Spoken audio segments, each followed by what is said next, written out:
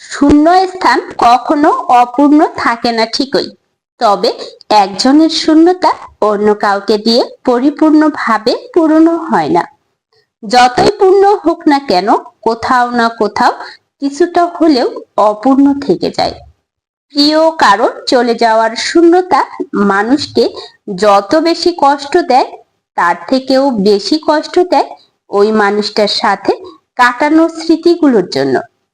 স্মৃতির মতো নির্লজ্জ হয়তো আর কিছু নেই, কারণ মানুষ চলে ভয়ের মতো থেকে যায় শুধুমাত্র স্মৃতি হত্যা করতে না পারার কারণে নিজেকে একটু একটু করে শেষ করে দেয়। জীবন থেকে ভুল মানুষ চলে যাওয়ার সাথে সাথে যদি স্মৃতিগুলো নিয়ে যেত, তাহলে মানুষ কখনোই কারোর জন্য আত্মহত্যা করত না। জীবন থেকে কেউ চলে গেলে অন্য কেউ আসবে ঠিকই, তবে নতুন মানুষটার সাথে কখনো পুরনো মানুষটাকে মেলানো যায় না, মেলানো উচিত না।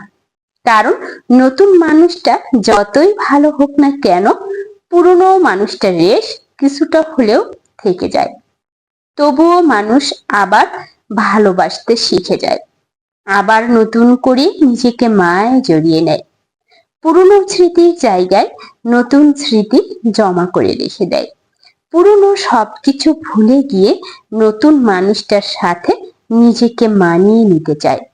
সত্যি কথা বলতে কি জানেন, মানুষ আসলে অতীত নিয়ে বাঁচতে চায় না।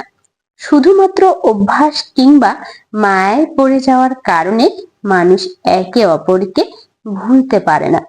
মানুষ সবকিছু থেকে বের হয়ে আসতে পারলেও একবার কারো মায়ায় কিংবা অভ্যাসে আটকে গেলে সেখান থেকে সহজে বের হতে পারে না। মায়া এবং অভ্যাস দুটোই মানুষের মাঝে স্মৃতি জমিয়ে রাখে, তবুও কারো মায় নিজেকে পুরোপুরি ভাবে ডুবিয়ে রাখতে নেই। নিজের জন্য কিছুটা হলেও বাঁচিয়ে রাখতে হয়, যেন কারো যাওয়ার শূন্যতাটুকু কিছুটা হলেও দিয়ে পূরণ করা যায়। জীবনে ভালো থাকতে হবে, কখনো কখনো নতুন মানুষকে নিয়েও স্বপ্ন সাজাতে হয়। কারণ স্বপ্নহীন মানুষ বেঁচে থাকতে পারে না। কারণ ওই যে শুধুমাত্র অভ্যাস কিংবা মায়ায় পড়ে যাওয়ার কারণে মানুষের একে অপরকে ভুলতে পারে না। কিন্তু মানুষ অতীত নিয়ে বাঁচতে চায় না। মানুষ সবকিছু থেকে বের হয়ে আসতে পারলেও একবার কারো মায়